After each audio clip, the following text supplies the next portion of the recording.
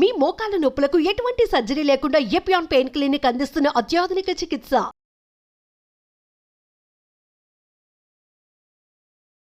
Hi sir, how are you doing? Good ma'am. అసలు worst part of the life అంటే ఇప్పుడు మనం జీవిస్తున్న జీవితంలో సెడెంటరీ లైఫ్ స్టైల్ అంటారా, లేకపోతే ఏంటంటారు sir? What is causing, like ఎందుకు వస్తుంది ప్రాబ్లం అంటే ఏం చెప్తారు? ఇప్పుడు ఫర్టిలిటీ అన్నీ మనం యూజ్ చేసే కెమికల్స్, తినే ఆహారం దగ్గర నుంచి అని చెప్పారు కదా. అన్ని వెజిటబుల్స్ దగ్గర నుంచి మనం తినే ఫ్రూట్స్ మీద ఉండే ఆర్టిఫిషియల్ కలర్స్ అన్ని రకాలుగాను అన్నీ కూడా క్యాన్సర్స్కి దారితీస్తున్నాయి మేడం. మరి ఎలా sir? Is there any solution? ఇప్పుడు రష్యా వ్యాక్సిన్ తో వచ్చింది అంటున్నారు, ఇందులో చాలా మిత్స్ కూడా ఉన్నాయి. అసలు రష్యన్ వ్యాక్సిన్ ఎంట్రోమిక్స్ అంటారు madam. It is mRNA vaccine madam. It is వాళ్ళు ఏంటంటే అర్లీ క్లినికల్ ట్రయల్స్ జరిగాయి అంతే. ఇంకా హ్యూమన్స్ లో కూడా phase 1 ట్రయల్స్ మాత్రమే జరిగాయి మేడం. దాని ప్రకారం అది కోలన్ క్యాన్సర్ కి క్యూర్ చేయడానికి అవకాశం ఉంటుందని రష్యన్ సైంటిస్టులు అభిప్రాయపడుతున్నారు.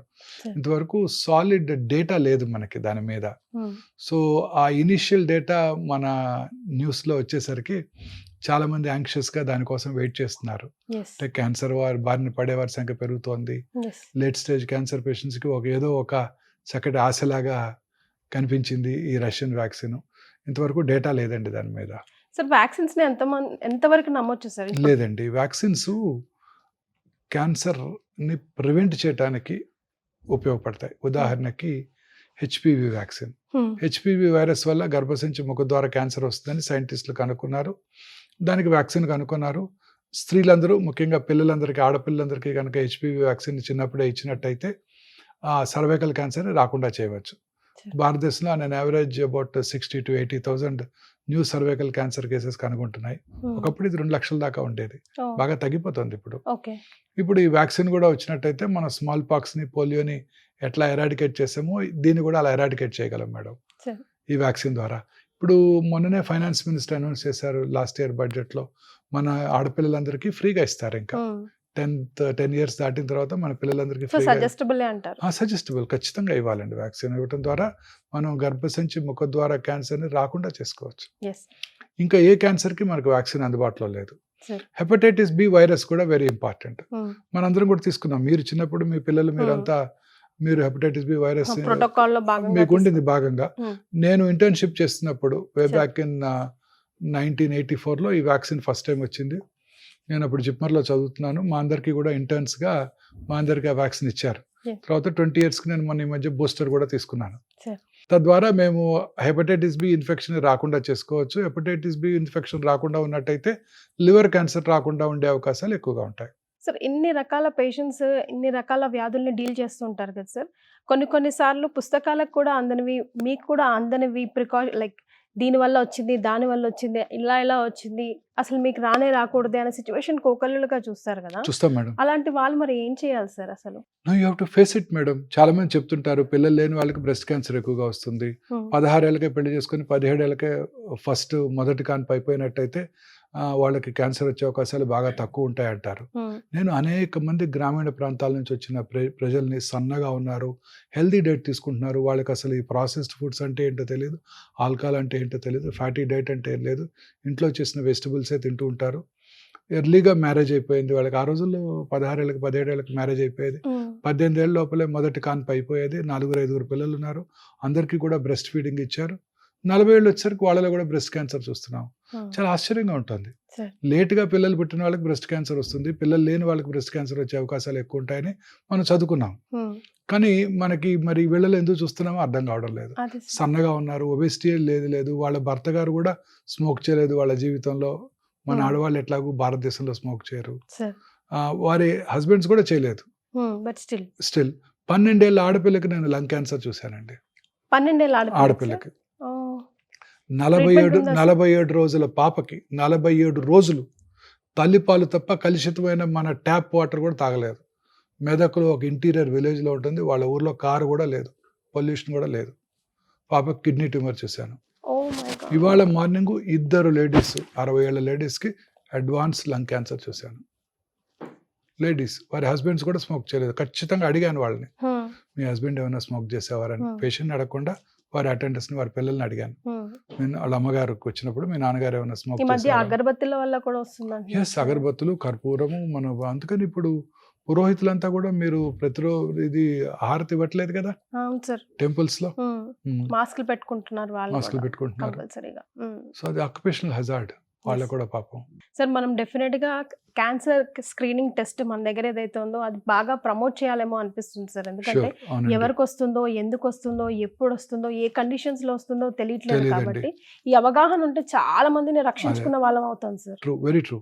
ఒక చక్కటి ఉదాహరణ, ఆ సినిమా చూసారా మీరు, Vijay, Thalapathy Vijay Hmm. And Sarath Kumar, sir తెలుగులో వచ్చేసింది వారీసు, వారసుడు వారసుడు. అనుకుంటా. అందులో is the richest man, Vijay's father is the richest man Hmm. In that area. Suddenly his friend Prabhu వచ్చి ఏం చెప్తారు ఆయనకి, నీకు అడ్వాన్స్డ్ ప్యాంక్రియాటిక్ క్యాన్సర్ డయాగ్నోస్ చేశాము, 6 నెలల్లో నువ్వు నీ ప్రాణాపాయం ఉంది అని చెప్తారు. అలాంటివి ప్రివెంట్ చేయగలుగుతాం, అలాంటివి ప్రివెంట్ చేయగలుగుతాం, ఖచ్చితంగా ప్రివెంట్ చేయగలుగుతాం. ఓకే. క్యాన్సర్ వచ్చే అవకాశాలు ఉన్నాయో లేవో ముందుగానే తెలుసుకోవచ్చు, 2-3 సంవత్సరాల ముందే తెలుసుకోవచ్చు. తెలుసుకున్నట్టయితే దాన్ని we will be on lookout for this. చాలా మంది అడుగుతుంటారు, తెలుసుకుని ఏం చేస్తాం, రోజు భయపడుతుంటాం, వస్తే రాని అని అంటూ ఉంటారు నాతో. నేను కూడా చెప్తుంటాను చాలా మంది నా పేషెంట్స్ యొక్క పిల్లలకి వాళ్ళకి. అప్పుడు వాళ్ళు అంటారు, ఎందుకు తెలుసుకుని ఏం ప్రయోజనం నాకు. తెలుసుకున్నట్టయితే ముందుగా దానికి స్క్రీనింగ్ చేసుకుని ఆ క్యాన్సర్ రాకుండా చేసుకోవచ్చు, లేదా ఎర్లీగా గుర్తించి క్యూర్ చేసుకోవచ్చు. వెన్ ఇట్ స్ట్రైక్స్ అంటే వచ్చినప్పుడు చాలా సార్లు లేట్ స్టేజ్ లో వస్తుంది. మీరే చూసారు సోనాలి బింద్రేజీకి, she was found in late stage, but fortunately God was kind, she got cured. మన మధ్య నేను అలోపతి మెడిసినే కాదు, నేను ప్రకృతి వైద్యం కూడా చేయించుకున్నాను అని వారు చెప్పారు. చెప్పినప్పుడు డాక్టర్స్ చాలా మంది క్రిటిసైజ్ చేశారు, ఏమిటి దానికి ఏమి సైంటిఫిక్ ఫౌండేషన్ లేదని. నేను వారితో అంగీకరించడం లేదు. మీరు ఎప్పుడు కూడా యు సపోర్ట్, దువాబిరైనా సబ్ కుచ్ రైనా ట్రై ఎవ్రీథింగ్ అని అంటారు. ఎస్, ప్రకృతి వైద్యంలో నేను ఒకటి మాత్రం గట్టిగా నమ్ముతున్నానండి. ఇన్ని 36 సంవత్సరాలుగా ఈ ఆంకాలజీ పేషెంట్స్కి వైద్యం చేస్తూ కొన్ని లక్షల మంది పేషెంట్స్కి వైద్యం చేసినాక నేను నమ్మేది ఏంటంటే, పేషెంట్ కనుక ధైర్యంగా ఉన్నట్టయితే, ఫ్యామిలీ సపోర్ట్ కనుక ఉన్నట్టయితే, లేట్ స్టేజ్ క్యాన్సర్ కూడా వైద్యం చేయించుకోకుండా కూడా క్యూర్ అయిపోతుంది. నేను దీన్ని గట్టిగా నమ్ముతున్నాను. ఇదేంటి, అలోపతి డాక్టరు ఇన్ని లక్షల మందికి వైద్యం చేశాక అలోపతి వైద్యం కన్నా మానసిక ధైర్యం మోస్ట్ ఇంపార్టెంట్ అంటారేంటి అని మీరు ఆశ్చర్యంగా చూడవచ్చు. ప్రజలు కూడా నన్ను ఆశ్చర్యంగా, మన వ్యూవర్స్ కూడా అడగవచ్చు. బట్ ఇది నా అనుభవం, నా పర్సనల్ అనుభవం. పేషెంట్స్ ధైర్యంగా ఉన్నప్పుడు మీరు ఒక స్టోరీ కూడా షేర్ చాలా, నేను చాలా మంది మేడం, చాలా మంది ఎస్ నేను గెలుస్తాను డాక్టర్ గారు ఇదెంత అని నవ్వుతూ నాతో మాట్లాడుతూ, ఇప్పుడు చిరునవ్వుతో ఉంటూ, నా గురించి మీ ఆరోగ్యం బాగుందా డాక్టర్ గారు అని నాతో ఎంక్వైరీ చేస్తూ ఎంతో ఆనందంగా ఉండే వాళ్ళలో ఆ జబ్బు ఎంత లేట్ స్టేజ్ అయినా తిరిగి రాలేదు. అది నెంబర్ 1 సెక్ట్ ఆఫ్ పీపుల్. రెండోది ఇగ్నోరెంట్ పీపుల్, అంటే వారికి ఏం తెలియదు, మనం ఏం చెప్తే అది బ్లైండ్ గా నమ్మేస్తారు. అంటే చాలా మంది, ముఖ్యంగా స్త్రీలు, వాళ్ళు భారత స్త్రీలు, భర్త ఏం చెప్తే అది నమ్ముతారు. అంతే, భర్త నీకు తగ్గిపోయిందా అంటాడు, అంతే వారికి, ఓ నాకు తగ్గిపోయింది అంతే, వారికి ఏం తెలియదు. అంతే, వారి భర్త చెప్పారు వారికి, ఎస్ నీకు తగ్గిపోయింది అంతే. డాక్టర్ గారు ఒకవేళ పొరపాటున నన్ను అడుగుతారు, నాకు తగ్గిపోయింది అని అడుగుతారు, నేను చెప్పానుగా నీకు తగ్గిపోయిందని. అమ్మయ్య, ట్రీట్మెంట్ అంతా వారి మీదే డిపెండెంట్, వాళ్ళు భర్త మీదే డిపెండెంట్. వాళ్ళు మనం వారితో మాట్లాడుతుంటే వారు నాకు చెప్తారు, మీరు వారికి ఏం చెప్పొద్దని, వారి వైఫ్కి ఏం చెప్పొద్దని వారే చెప్తారు. ధైర్యం చెప్పండి చాలు డాక్టర్ గారు అంటారు. సో వాళ్ళకు కూడా క్యూర్ అయిపోయింది. ఏమిటి triple negative breast cancer, lymph node positive, చివరి స్టేజ్ క్యాన్సర్, ఈమె ఎక్కడ బ్రతుకుద్ది అనుకుంటాం, వారు కూడా ఇదైపోతారు. అలా ధైర్యంగా ఉన్న వాళ్ళకి ఖచ్చితంగా గెలుస్తారు మేడం. ట్రీట్మెంట్స్ లో ఎలాంటి మార్పులు వచ్చాయి సార్? ఇప్పుడంతా కూడా ఫ్యూచర్ అంతా కూడాను ఆర్టిఫిషియల్ ఇంటెలిజెన్స్. ఇప్పుడు పెథాలజీ ఉందనుకోండి, ఫర్ ఎగ్జాంపుల్ డయాగ్నోసిస్ లో ఇప్పుడంతా లిక్విడ్ బయాప్సీ అందుబాటులోకి వచ్చింది. మనము అదే క్యాన్సర్ని ముందుగా ఇందాకే డిస్కస్ చేసాం, preventive cancer screening. So cancer రాకముందే పట్టుకోవచ్చు.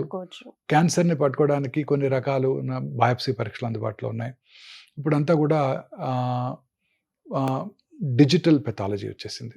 ఈ డిజిటల్ పెథాలజీలో ఏంటంటే, మనం డైరెక్ట్గా మనం కంప్యూటర్ సిస్టంలో అప్లోడ్ చేసినప్పుడు చక్కటి యాక్యురసీతో మనం కంట్రీలో ఎవరైనా దాన్ని చూసేయచ్చు.